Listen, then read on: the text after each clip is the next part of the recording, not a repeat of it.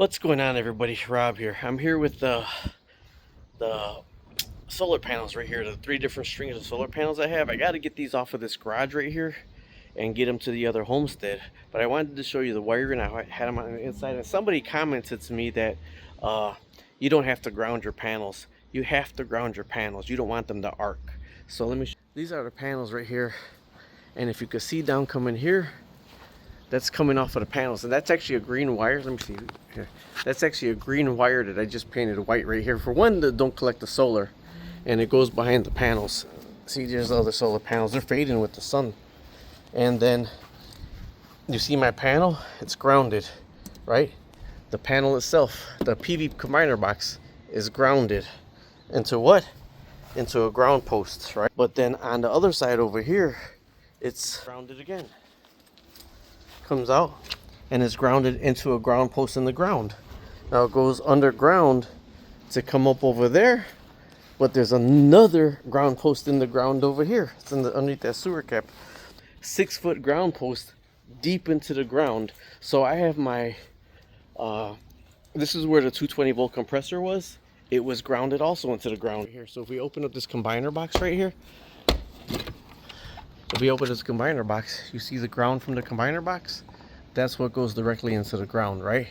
So all these grounds are connected into the ground, in the ground. Now the wire itself is fading with this is a different color wire. It's fading with the sun.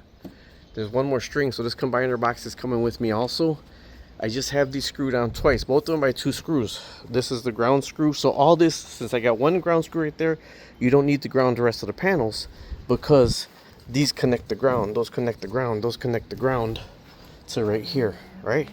Let's see how I got them inside the garage. So let me try to be leery with me. I'm climbing up a little ladder that's in. This is where they come in. There's 2 strings. You see there's 2 strings. They come in and they're in separate locations, right? So they come through the garage roof, see? And the garage roof right there is, there's roofing tar on the top of it, then over there. And what's over there? Grounds, the grounds. So this one is actually ground to that one, the ground together, and it comes down. The green wire comes all the way down. Actually, that ground comes to the box, comes to the wire, because this pole right here, that dirt ground comes right here, because this pole is ground. That pole is grounded to the 6-foot ground stakes inside of the ground. Now I'll show you the my compressor wires. Man, my hands are killing me. They're going out on me. Where my big compressor was right here. That's a 220 line. But it's grounded right here. It jumps to the ground right here. It goes all the way outside. Grounded right here. Then it's grounded 6 feet in the ground over here. 6 feet in the ground over here with a ground rod. So I got a ground rod here, a ground rod over there, and a ground rod over there. I wasn't messing around with the ground rods, but now was on this side right here. So these are just bleeder valves right here. This right here, look at how the dust came out. These are bleeder valves right here are because the compressor makes air. It gets hot. The air gets really, and this line goes across the top to the other side of the garage right there, right? So it comes all the way to the side over here. Now this right here is where I put my air line or my impact guns or whatever right here on the other side of the pressure thing. But then it comes down to right here, because if there's any condensation coming through here, psh, psh, psh, you blow it out, the condensation blows out right here, right? So this was to the main valve for my compressor. This was the main valve for my compressor. Now a big compressor like that to here, you need a big heavy-duty rubber, line. It's on the compressor at the other, because you don't want this, you don't want this shaking, so you have to have rubber in between here. But so this was the main line coming in here. Then it would go down and up. So it would go up to that line over there, and there was a bleeder valve for the water here. Or when it would come into this one right here to get to this line, if there's any water condensation, there was a bleeder line right here. On the bottom of the compressor, I put another big L-shaped bleeder line just to make sure the air was dry. It dries out the air also, and the one over there dries out the air. But it shouldn't even get to that point. The air could come down here, and all these are put together with unions, so this way I could take this whole thing apart and relocate it to the other. So this right here, let's see, that was the union for the machine. So I could take that as a L. It comes apart right there. And then this one comes apart with the union right there. And then that comes out right there. So garage is going to be a lot bigger. So I am going to need a lot more space. But this is how I had this whole garage wired to provide. It was like about 2,500 watts this garage wired. But the power that empowered that 220 line, there's that line right there that goes underground, comes all the way underground over here.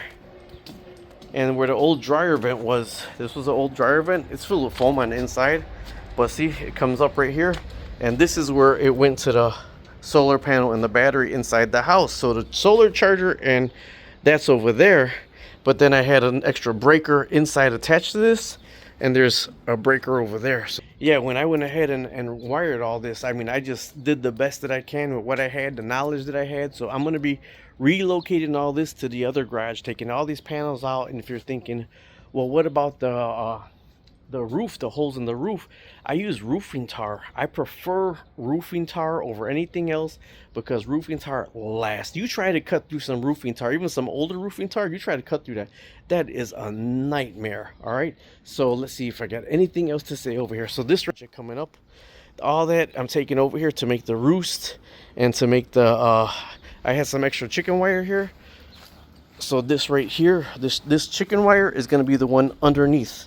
Like say this is the walls for the chicken coop. It's going to be underneath, or like an L shape, stapled to here, so nothing can dig underneath it. This is going to be halfway in the ground for the doorway. I'm going to make the doorway out of this. These are going to be the lateral post. Pretty cool because I got some like 6-inch trees. I got some 6-inch trees that I already cut down. They're like 30 feet trees. So I'm going to cut them in 8-foot lengths, and those are going to be the post for the chicken coop. So there's a lot more coming on the project. These right here, after I take all these panels off, I'm going to make sure I seal all these holes. I'm going to make sure I paint the garage over here to make sure like you can't see where the panel was. I got to patch the hole where the combiner box was. So all this stuff is going over there because I'm on a Homestead budget. I'm telling you. I already got a baby from the blackberries over there. These are blackberries. This is what I'm going to take over here also. This is a root plant, a medicinal root plant.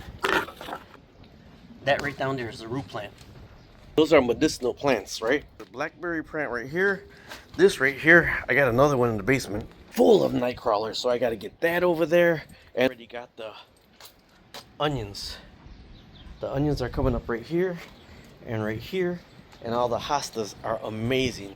Don't forget, subscribe, like, share, hit the hyper button. There's a hyper like, and then there's a super tip, and then I got a fourth wall store. So if you want to support me at all, there's a fourth wall store. And if you buy a t-shirt, you know, everything I get here goes to help the homestead and help the channel. All right, talk to you later. Subscribe, like, and share.